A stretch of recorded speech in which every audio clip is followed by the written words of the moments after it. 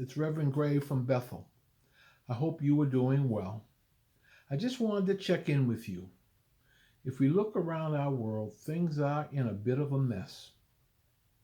Many of us can't go to school or work. We can't go over our friends' homes to hang out, nor can they come to ours. We can't go on trips or vacations or to visit relatives who we dearly love.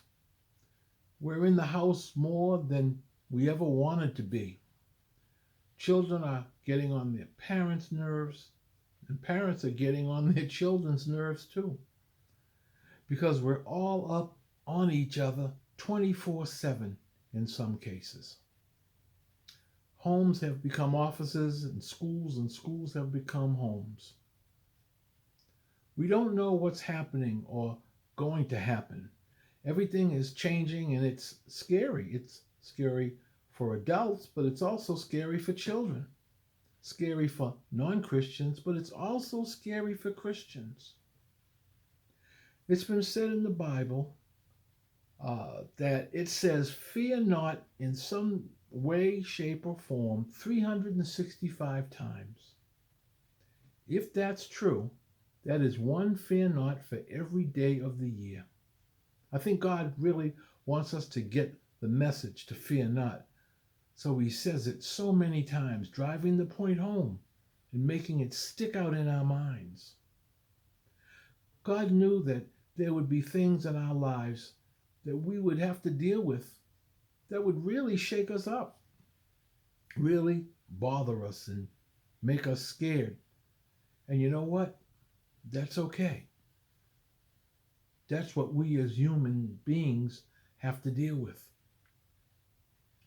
There will be things in our lives that don't always feel comfortable, things that don't always feel good or make us feel good, things that challenge us. In Philippians 4:6 in the Bible, the Apostle Paul tells us to be anxious for nothing. In other words, don't worry about anything. Learn to pray sincerely and ask for what you need about everything. And don't forget to be thankful in every situation because God is always blessing us and looking out for us. He deserves our gratitude. He wants us to know that worrying solves nothing. A strong relationship with your God beats anything you can try on your own.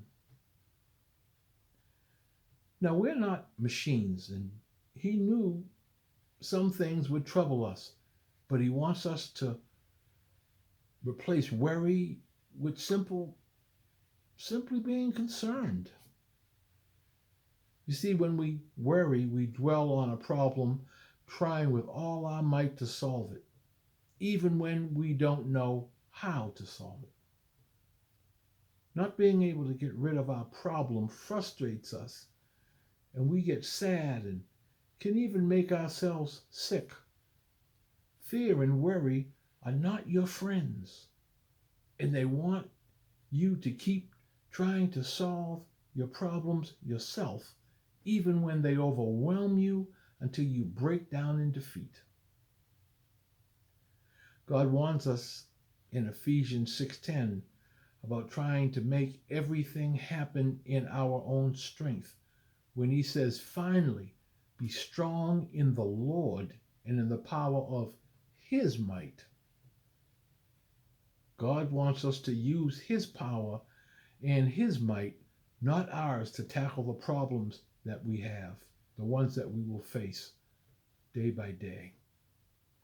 Our strength is insufficient to do the job, and when the battles we must fight come, God shares his mighty strength with us, and there's nothing that can defeat us, but we have to take it up and use it for ourselves.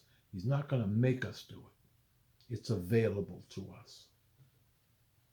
Being concerned about a problem is quite a different thing than worrying about it.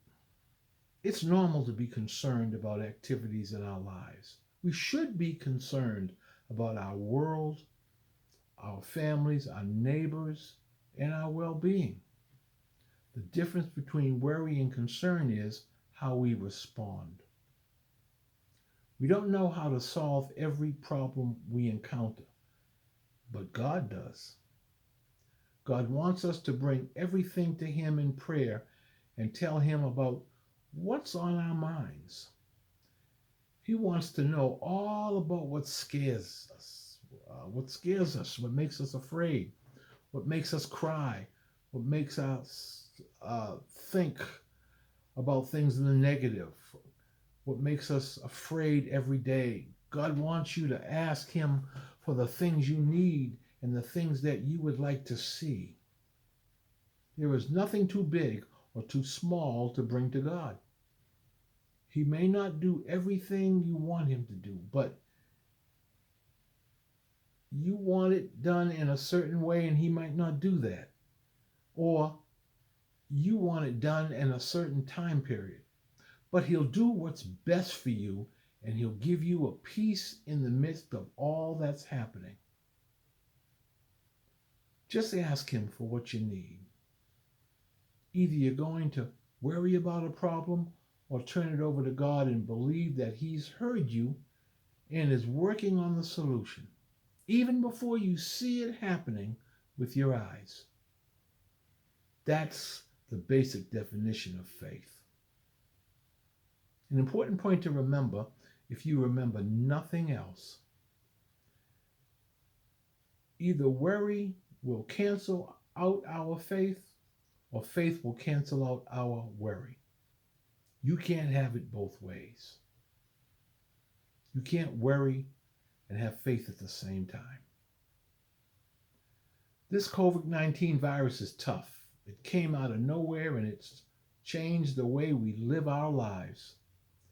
After you do the recommended physical distancing, wearing a mask, sanitizing your hands, and the things that you touch, make sure you sanitize those.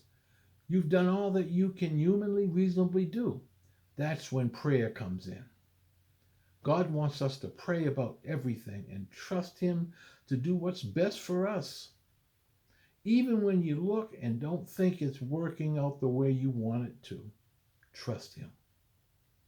In John 16:33, it says, "In this world you will have trouble." In the year 2020, trouble looks like COVID-19. It looks like injustice. It looks like tough economic times. But be of good cheer. God is still in control. We not only have to talk to God in prayer, but we have to talk to each other and encourage each other. God bless you, and I'll pray for you. Please pray for me. Thank you.